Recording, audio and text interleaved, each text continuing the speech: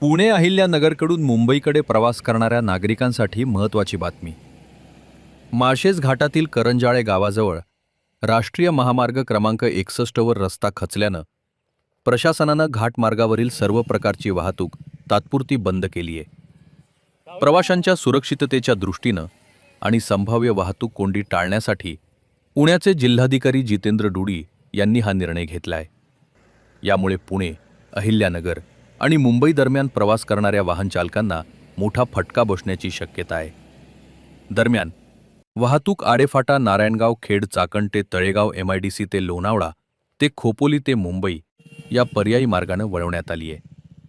प्रशासनानं नागरिकांना विनंती केली आहे की सुरक्षिततेच्या दृष्टीनं अधिकृत पर्यायी मार्गाचाच वापर करावा आणि प्रवासापूर्वी वाहतुकीची माहिती तपासूनच पुढे जावे. माळशेज घाटामध्ये 599 ते 699 किमीच्या दरम्यान रस्ता खचल्यामुळे आणि त्या परिसरात मोठ्या प्रमाणात पाऊस झाल्यामुळे सदर रस्ता खचून वाहतुकीस बंद करण्यात आला आहे. काल दिनांक 26/7/2026 रोजी माननीय कलेक्टर पुणे यांनी त्या संदर्भात आदेश केलेले आहेत.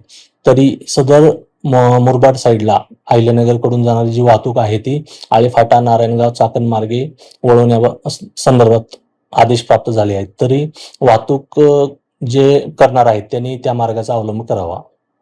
2 मार्ग काहीतरी वाहतूक वळवली आहे, तर नाशिक किंवा मग दुसरं पुणे मार्ग, पुणे चाकण मार्गे. किती दिवस हे बंद राहणार आहे त्यावर काही माहिती? सदर या ठिकाणी सध्या पावसाचा जोर कायम आहे आणि काम करण्यास पण अडथळे तयार होत आहेत. जसं काम आज सुरुवात होऊन जेवढ्या लवकर काम पूर्ण होईल तेव्हा तो वाहतुकीस परत पूर्ववत करण्यात येईल. स्थानिक नागरिकांना काही प्रतिबंध आहेत का याच्यामध्ये? यामध्ये स्थानिक नागरिकांना पिंपळगाव जोगा तसेच खिरेश्वर धरण या मार्गे पण वाहतूक करण्यास मुभा आहे. ते त्या मार्गाचा अवलंब करू शकतात. इतर लोक असतील, इतर पर्यटनासाठी येणारे आहेत, त्यांनी सदर मार्ग टाळावा. आता जुन्नर तालुक्यातील अनेक लोक जे आहेत ते मुंबई स्थित आहेत, तर त्यांना जर गावी यायचं असेल तर त्यांनी काय काळजी घेतली पाहिजे? कुठल्या मार्गाने?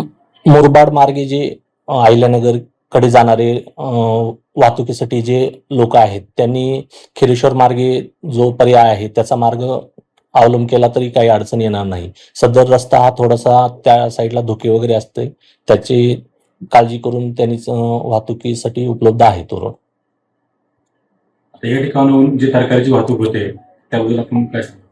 सदर तरकारी करणारे वाहतूकदार आहेत त्यांना सदर रोडबाबत पूर्णपणे माहिती आहे.